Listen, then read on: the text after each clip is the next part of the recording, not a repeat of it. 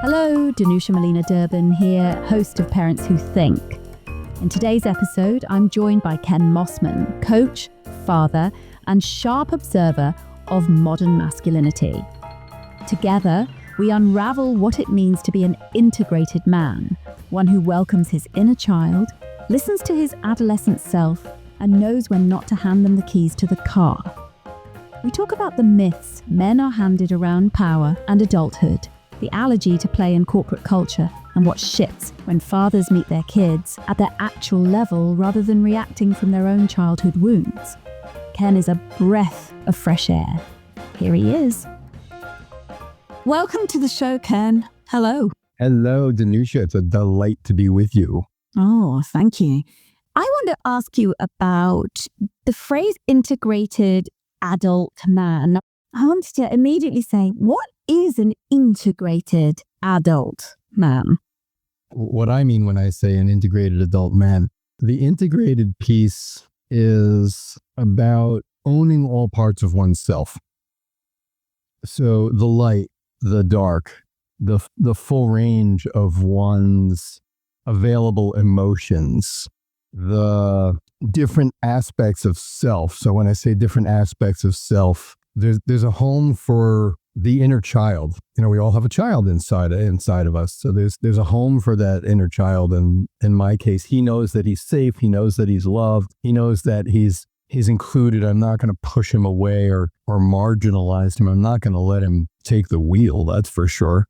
But there's a place for him at the table of me, so to speak.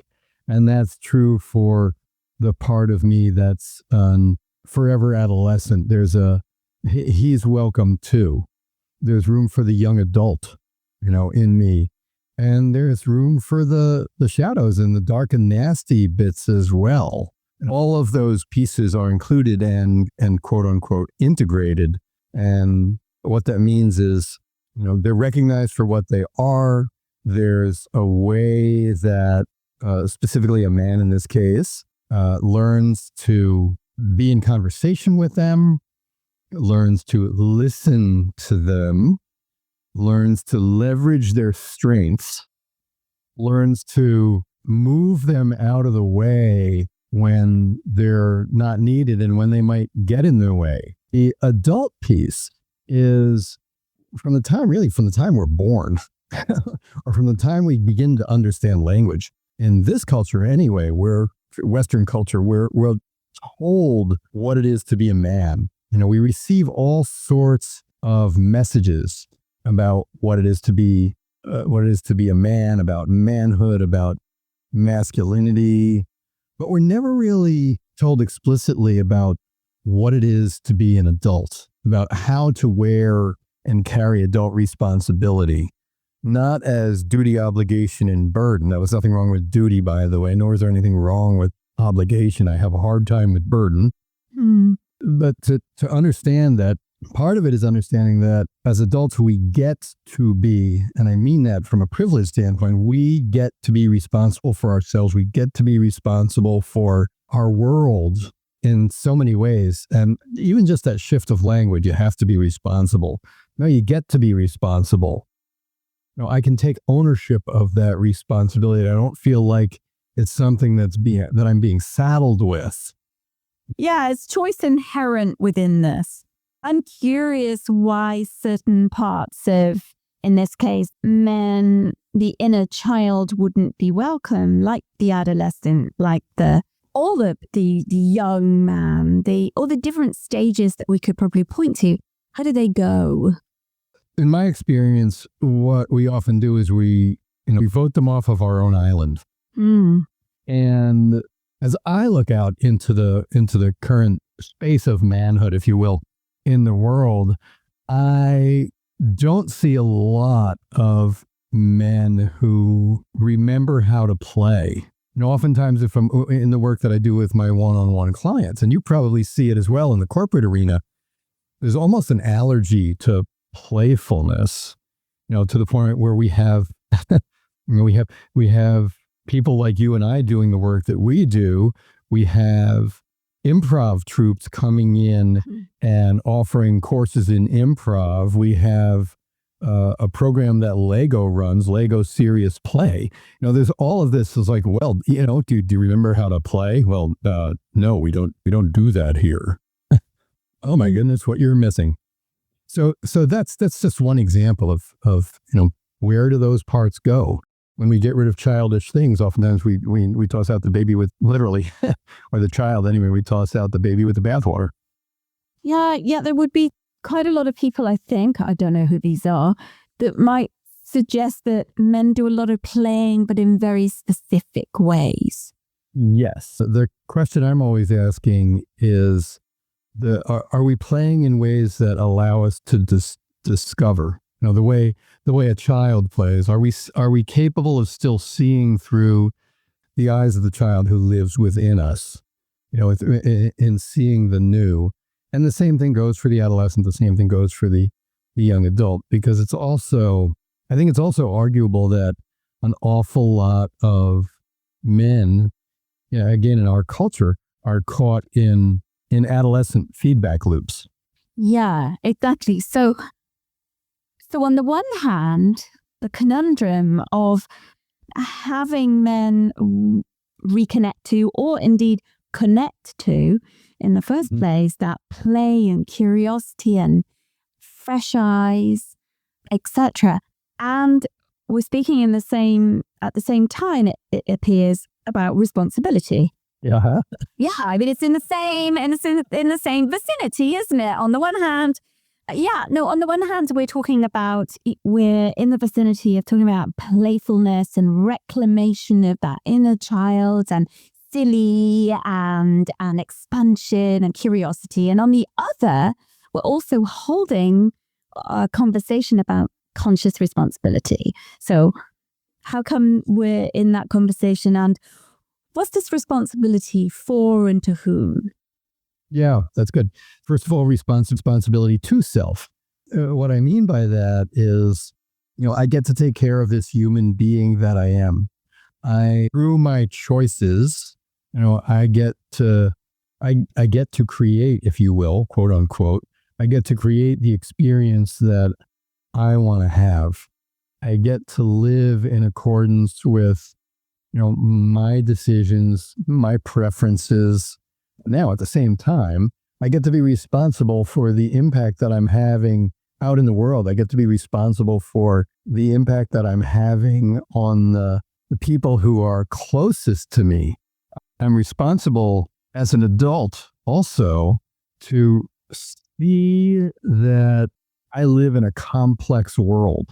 I'm part of a complex system. I'm part of a complex system of relationships, again, to myself, to the people around me, to the work I do, the people I interact with, the environment I live in, the decisions and the choices that I make on a day-to-day basis impact all of those things. And if I want to walk around the world, hopefully I'm choosing to walk around the world in a moderately awake state where I can see, the choices that I make right now are going to impact that kid's future that I see walking down the street. The choices that I make today are going to impact generations from now. They're not just going to have an impact. Yes, they will have an impact in the immediate moment, but they're going to also impact farther down the road, the point that I can't even see anymore. And, again, the culture, and this is where the distorted adolescent comes in. What are adolescents concerned with? Well, they're concerned with the next thing. They don't have a well-formed prefrontal cortex. They're not thinking of consequences of their actions necessarily. There's an immediacy. So I want to make sure that part of me is not making important life decisions on the one hand. On the other hand, that part of me is wildly useful when it comes time for creativity and curiosity, and being able to look at possibilities. But as a responsible adult, again, I don't want to give, in my case, I don't want to give him the keys to the car that is my life. He'll take it for a joyride. He's not aware of the impact that his actions have. He's not thinking that far ahead. And he also thinks in terms that are much more simplistic So doesn't have an appreciation for complexity. Yeah.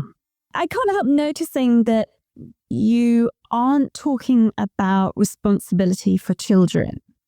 Oh my goodness. I think our greatest responsibility to our children, and this, I'll share a story.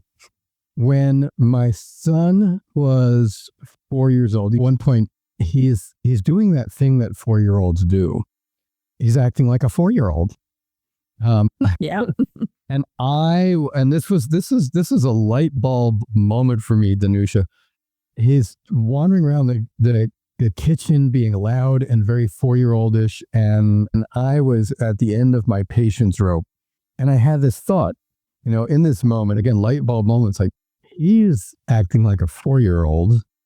The 4-year-old in me is getting completely activated and losing patience with his 4-year-old. I'm the one who's about to act out here. And I said, Kai.